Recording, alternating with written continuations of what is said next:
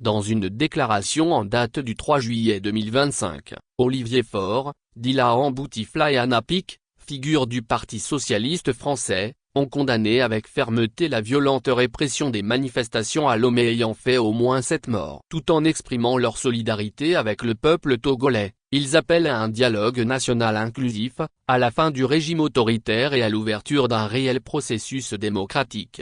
Togo. Le Parti socialiste condamne les violences et appelle au dialogue. Jeudi 3 juillet. Olivier Faure, premier secrétaire du Parti socialiste Dilahan Bouteflika, secrétaire national aux relations internationales Anna Pic, député de la Manche.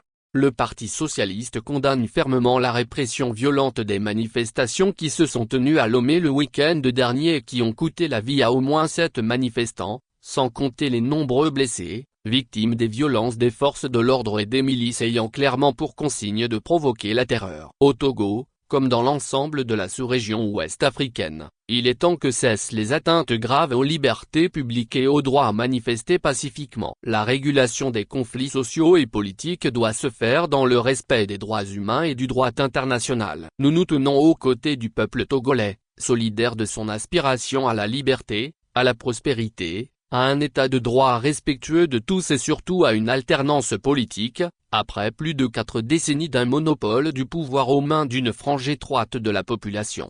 Le Parti socialiste appelle solennellement Faure Gnassingbé, désormais président du Conseil de la République, et à la tête du pays depuis 20 ans, à entendre les revendications des citoyens du Togo qui se lèvent pour empêcher l'instauration d'un pouvoir sans limite de temps ou d'alternance, définir des politiques publiques permettant l'augmentation du pouvoir d'achat, construire des perspectives collectives pour les familles et favoriser l'émergence d'un État responsable sur les plans sociaux et environnementaux. La répression violente doit laisser place à un processus démocratique établissant les conditions d'un dialogue national large et inclusif dans lequel les citoyens, souvent très jeunes, pourront faire entendre leur volonté de construire l'avenir de leur pays.